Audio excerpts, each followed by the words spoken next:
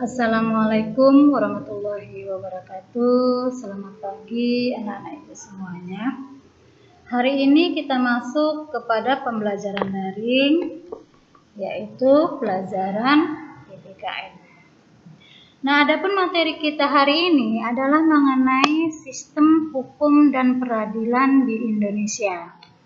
Nah, bagian A, sistem hukum di Indonesia. Nah, hukum merupakan aturan, tata tertib, dan kaidah hidup. Nah, di dalam hukum terdapat beberapa unsur, yaitu A. Peraturan mengenai tingkah laku manusia dalam pergaulan masyarakat. B. Peraturan itu ditetapkan oleh badan-badan resmi yang berwajib. C. Peraturan itu bersifat memaksa. D. Sanksi terhadap pelanggaran peraturan tersebut adalah tegas. Nah, inilah unsur-unsur yang ada di dalam hukum. Jadi ada 4 unsur-unsurnya. Nah, yang menjadi karakteristik dari hukum adalah adanya perintah dan larangan. Nah, perintah atau larangan tersebut harus dipatuhi oleh semua orang. Ini karakteristiknya ya. Jadi di dalam hukum itu, dia itu ada perintah dan juga ada larangan. Nah, di mana perintah dan larangan ini haruslah dipatuhi oleh semua orang. Suatu ketentuan hukum mempunyai tugas sebagai berikut. Nah, jadi adapun tugas dari hukum itu yang pertama, menjamin kepastian hukum bagi setiap orang di dalam masyarakat. Yang kedua, menjamin ketertiban, ketentraman, kedamaian, keadilan, kemakmuran, kebahagiaan, dan kebenaran. Nah, yang ketiga, menjaga jangan sampai terjadi perbuatan main hakim sendiri dalam pergaulan masyarakat. Nah, jadi ini ya merupakan ketentuan hukum ada 3. Nah, pengertian hukum menurut para ahli. Yang pertama menurut Plato. Nah, hukum merupakan sebuah peraturan yang teratur dan tersusun dengan baik, serta juga mengikat terhadap masyarakat maupun pemerintah. Nah, yang kedua, menurut Utrecht, hukum adalah himpunan petunjuk hidup yang mengatur tata tertib dalam suatu masyarakat yang seharusnya ditaati oleh anggota masyarakat, dan jika dilanggar dapat menimbulkan tindakan dari pemerintah.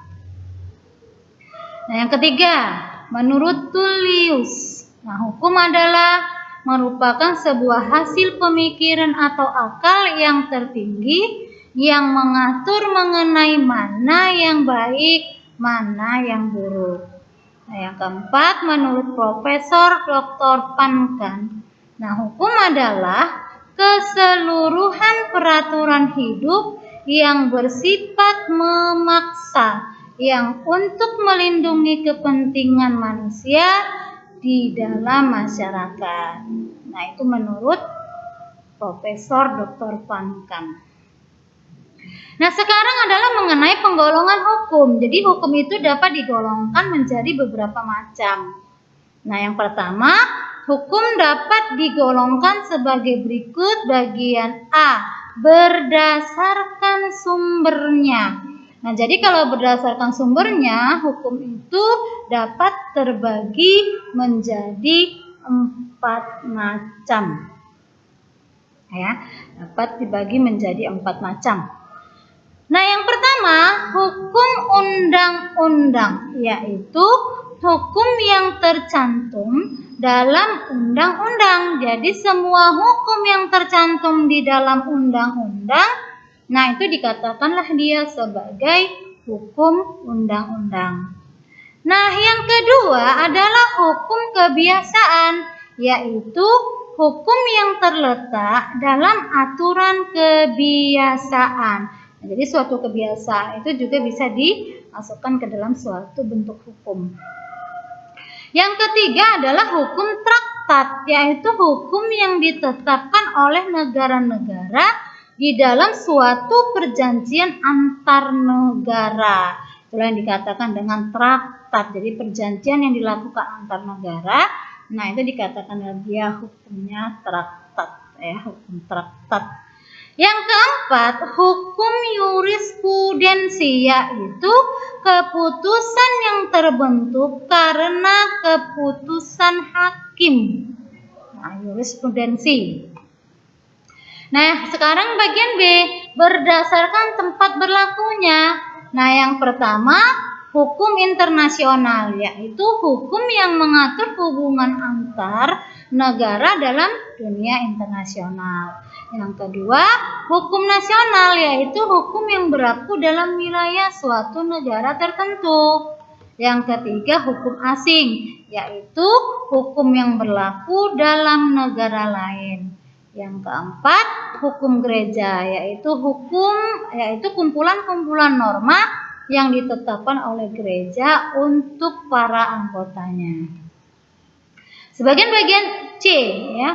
Bagian C berdasarkan terbentuknya. Yang pertama, hukum tertulis terbagi dua, yaitu A, hukum tertulis yang dikodifikasikan, yaitu hukum yang disusun secara lengkap, sistematis, teratur, dan dibukukan sehingga tidak perlu lagi peraturan pelaksanaannya. Kenapa? Karena sudah lengkap dia.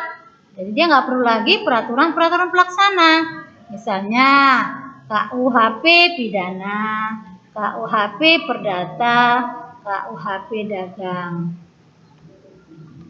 Bagian B, hukum tertulis yang tidak dikodifikasikan, ya, yaitu hukum meskipun tertulis tetapi tidak tersusun secara sistematis, tidak lengkap, dan masih terpisah-pisah sehingga sering masih memerlukan peraturan pelaksanaan dalam penerapan, misalnya undang-undang, peraturan pemerintah, Kepres.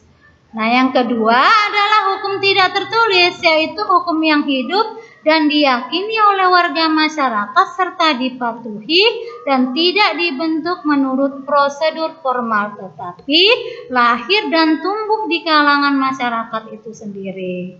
Nah, sekarang bagian D, berdasarkan waktu berlakunya. Nah, berdasarkan waktu berlakunya ada dia hukum ius constitutum atau hukum positif, yaitu hukum yang berlaku sekarang bagi masyarakat tertentu dalam suatu daerah tertentu, misalnya Undang-Undang Dasar 1945, Undang-Undang RI nomor 12 tentang kewarganegaraan. Nah, yang kedua adalah ius constituendum, hukum negatif, yaitu hukum yang diharapkan berlaku pada waktu yang akan datang, misalnya rancangan undang-undang. Berdasarkan cara mempertahankannya. Nah, berdasarkan cara mempertahankannya, yang pertama ada hukum material, yaitu hukum yang mengatur hubungan antara anggota masyarakat yang berlaku umum tentang hal-hal yang dilarang dan diperbolehkan untuk dilakukan, misalnya KUHP, KUH dagang, dan lain-lain. Yang kedua, hukum formal, yaitu hukum yang mengatur bagaimana cara mempertahankan dan melaksanakan hukum material, yaitu hukum acara pidana, hukum acara pidata, dan sebagainya. Nah, yang berikutnya adalah berdasarkan sifatnya, hukum yang memaksa. Ya, yang pertama itu hukum memaksa, yaitu hukum yang dalam keadaan bagaimanapun juga harus dan mempunyai paksaan mutlak. Misalnya melakukan pembunuhan, maka sanksinya secara paksa wajib dilaksanakan. Yang kedua, hukum yang mengatur, yaitu hukum yang dapat dikesampingkan apabila pihak-pihak yang bersangkutan telah membuat peraturan sendiri dalam suatu perjanjian. Oke lah anak-anak, demikian ya materi kita hari ini.